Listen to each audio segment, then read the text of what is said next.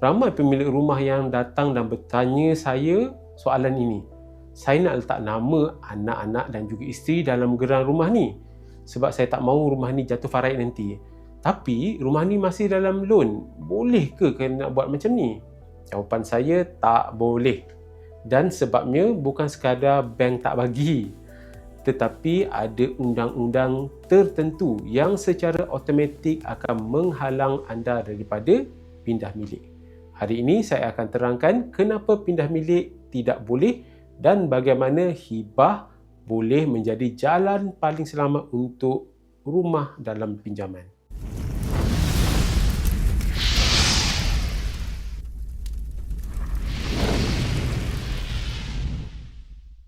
Assalamualaikum warahmatullahi wabarakatuh. Saya Wan Aslim dari channel Pusaka atau Saka. Kami bantu anda merancang bahagian harta melalui kaedah hibah, wasiat, amanah dan harta sepencarian. Jadi kita tengok apa itu charge atau cagaran dan kenapa ia menghalang pindah milik. Bila anda beli rumah yang dalam pinjaman bank dia akan meletakkan satu rekod pada geran yang dipanggil charge ataupun cagaran. Biasanya dia letak dalam bahagian sekatan lah. Kalau anda check dalam geran tu, dalam bahagian sekatan dia akan tulis cagaran. Selagi pinjaman belum habis dibayar, bank akan menjadi pemegang kepentingan utama. Tapi ini bukan bermaksud hak milik rumah tu adalah hak milik bank. Sebab rumah tersebut tetap milik anda, cuma dicagarkan kepada bank untuk mendapatkan pinjaman. Sebab kalau rumah tu hak milik bank, kalau anda nak buat apa-apa sahaja, contohnya anda nak sewakan, nak renovate dan sebagainya, maka wajib anda mendapatkan kebenaran bank terlebih dahulu. Bila rumah tu ada cagaran, kesannya ialah dia tak boleh keluarkan nama pemilik asal dan masukkan nama orang lain, contohnya kepada anak dan isteri. Kalau nak pindah milik, cagaran itu mesti dilepaskan oleh bank. Mesti tak ada perkataan cagaran dalam sekatan dalam geran tu. Dan bank hanya akan lepaskan cagaran bila loan atau pinjaman dilunaskan sepenuhnya. Inilah sebab utama kenapa rumah dalam pinjaman tak boleh tukar nama. Dan saya nak sentuh sikit mengenai Power of Attorney ataupun PA. Ini bahagian yang ramai orang tak tahu tapi sebenarnya sangat-sangat penting, terutama kepada anda yang ada rumah dalam pinjaman. Selain cagaran ataupun charge, banyak dalam pinjaman bank dia akan memegang Power of Attorney iaitu PA ataupun dokumen surat wakil. Jadi apa fungsi PA ni? PA ni dia memberikan bank kuasa untuk jual rumah tu, nak lelong rumah tu dan juga untuk menguruskan pindah milik kepada pembeli yang baru sekiranya peminjam, anda sebagai peminjam gagal untuk membayar pinjaman. Dan bank ni boleh lakukan semua ni tanpa tanda tangan daripada pemilik. Jika bank ni dah diberikan kuasa undang-undang untuk menjual rumah bila perlu, maka bank tentulah takkan benarkan pemilik tukar nama kepada sesiapa pun selagi hutang mereka belum habis dibayar dan PA itu masih berkuat kuasa. Ini bertujuan untuk melindungi kepentingan bank sebagai pemberi pinjaman kepada anda. Inilah sebab kedua kenapa rumah dalam pinjaman mustahil untuk dipindah milik kepada anak dan isteri anda ataupun kepada sesiapa. Saya nak menyentuh sikit berkenaan risiko sekiranya pemilik ni meninggal dunia dalam keadaan pinjaman masih berjalan. Jadi apa akan jadi kalau kata pinjaman ni belum habis dibayar? Sebenarnya bayaran bulanan ataupun hutang-hutang ni tetap perlu dilangsaikan, tetap perlu berjalan seperti biasa. Kalau tak bayar, bank boleh terus lelong rumah tu. Biasanya, bank akan berkuat kuasa untuk melelong rumah bila pinjaman anda dianggap sebagai NPL ataupun non-performing loan. Okey, biasanya bayaran pinjaman yang tertunggak dah melebihi 3 bulan ni akan dianggap sebagai NPL. Isunya ialah siapa yang akan sambung bayar. Kalau kata rumah tu akan diterima atau dipusakiai oleh pasangan atau anak-anak anda, saya rasa isu tu tak ada masalah lah. Sebab kebarangkaliannya mereka yang akan membayar. Tapi kalau rumah itu melibatkan waris-waris lain, terutama dalam kes pemilik rumah yang masih mempunyai ibu bapa atau tiada waris anak lelaki, ataupun mungkin kes-kes yang melibatkan waris faraid yang lain seperti adik-beradik, arwah, atuk, nenek, pak saudara, sepupu sepapat dan lain-lain termasuk Baitumal. Siapa yang akan sambung bayar hutang tu untuk elakkan rumah daripada kena lelong.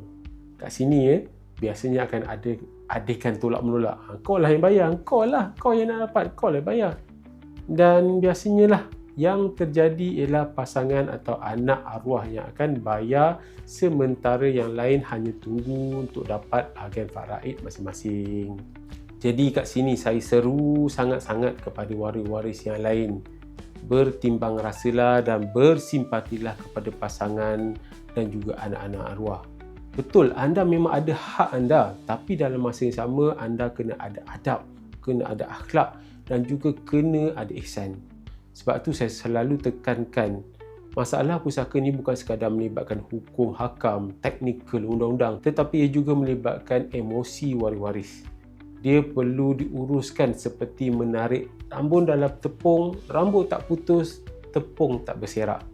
Dan menjadi masalah yang lebih besar apabila ada waris-waris, terutama pasangan atau anak-anak yang tidak mempunyai pengetahuan yang jelas dan mendalam mengenai urusan pusaka. Semuanya main agak-agak. Nanti akan ada waris-waris yang buat pendapat sendiri. Keluarlah fatwa sendiri, buat hadis palsu dan macam-macam lagi demi nak mempertahankan hak faraid masing-masing. Puncanya simple je, sebab kurang ilmu. Sebab itulah saya selalu nasihatkan waris-waris supaya mengambil orang tengah. Kalau tak ada kemahiran, ambillah orang yang tengah, yang mahir, yang profesional, yang pandai sebagai pemudah cara. Supaya kalau ada timbul sebarang isu, boleh terus rujuk kepada beliau. Dan pastikanlah orang yang ketiga ni bukan orang yang ada hak atau kepentingan atas pusaka arwah. Kalau tak, dia takkan jadilah, sebab waris lain akan anggap orang tengah itu bias, berat sebelah. Tak apalah, keluarkanlah sikit duit, keluarkan sikit kos untuk ambil orang tengah. Sebab kesannya sangatlah besar berbanding kalau tak pandai tapi cuba-cuba nak buat sendiri. Dan lebih cantik lagi kalau pemilik rumah tu sendiri yang dah appoint siap-siap pihak profesional untuk uruskan pusaka beliau nanti. Cara yang paling mudah dan boleh jimatkan kos sehingga 90% adalah dengan kaedah khairat pusaka. Khairat pusaka bukan khairat kematian. Yang ini insya-Allah saya akan terangkan dalam video yang lain. Tapi kalau anda nak tahu lebih cepat ataupun lebih lanjut, boleh kontak saya terus dengan menekan link dalam ruang description. Dan juga nasihat saya kepada pemilik harta, buat juga persediaan berbentuk wang tunai bagi waris-waris untuk sambung bayar. Sekurang-kurangnya dalam jumlah 3 bulan bayaran. Nak lebih mudah sebenarnya, ambillah takaful life. Sebab takaful ni adalah antara harta yang paling cepat untuk waris tuntut dan paling mudah dan paling jimat untuk disediakan. Carumlah sekadar kemampuan. Kalau ada lebihan RM10 dari pegadi, carumlah RM10. Cari ejen-ejen yang bagus dan bincanglah dengan mereka. Dan macam mana pula rumah-rumah yang dah ada coverage MRTA ataupun MRTT? Ramai orang yang rasa dah selamat dah, sebab bila dia ambil loan tu dia datang dengan MRTA ataupun MRTT. Tetapi hakikatnya ada polisi-polisi yang tak cover sepenuhnya. Dia tak cover baki tu secara sepenuhnya. Ada yang coverage tamat tempoh sebelum habis pembayaran. Ada tuntutan MRTA, MRTT ni tak lulus pun. Dan ada juga bank yang tetap tak lepaskan cagaran tu dengan serta-merta. Dan ada juga proses tuntutan MRTA, MRTT ni memerlukan surat kuasa, iaitu perintah yang hanya akan diperolehi selepas proses perbicaraan dalam tuntutan pusaka.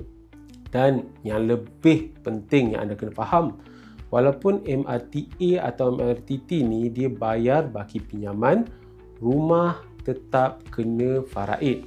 Dan juga proses pindah milik, iaitu proses tuntutan pusaka, boleh mengambil masa yang lama. Senang kata, MRTA, MRTT ni dia bukan penyelesaian penuh. It's not complete solution. Dia hanya menyelesaikan hutang, tetapi dia tidak menentukan siapakah pemilik rumah. Jadi apakah fungsi hibah bersyarat dalam situasi pemilik meninggal dunia dan rumah masih dalam hutang?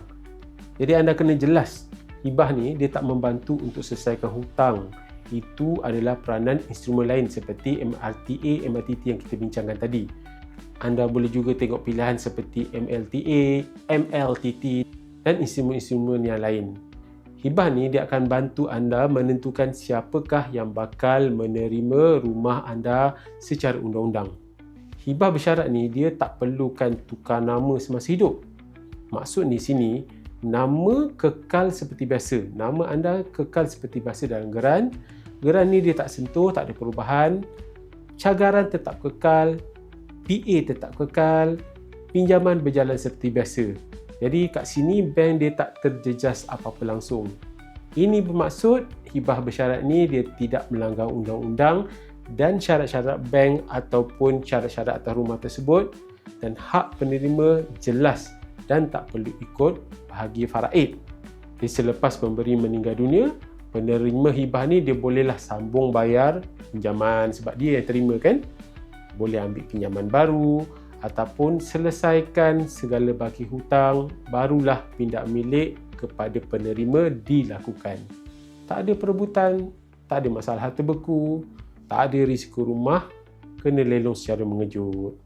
Kesimpulannya, rumah dalam pinjaman memang tak boleh tukar nama sebab bank pegang charge atau cagaran dan juga power of attorney. Tapi rumah sebegini boleh dibuat hibah bersyarat kerana ia tidak mengganggu geran, dia tak mengganggu pinjaman dan juga hak penerima jelas dan tetap terjamin. Jika anda ada rumah dalam pinjaman dan nak pastikan rumah itu kekal untuk keluarga anda, hibah bersyarat ialah pilihan paling selamat dan paling praktikal. Anda dapat sesuatu? Sila like dan sharekan video ini kepada kenalan dan keluarga. InsyaAllah dalam sesi yang lain kita akan berbicara mengenai banyak lagi berkaitan dengan pewarisan harta. Subscribe channel ini dan sila tekan loceng kalau anda nak tahu lebih banyak mengenai harta dan pusaka. Ingat, harta anda biar jadi pusaka, jangan jadi saka. Sehingga kita berjumpa kembali.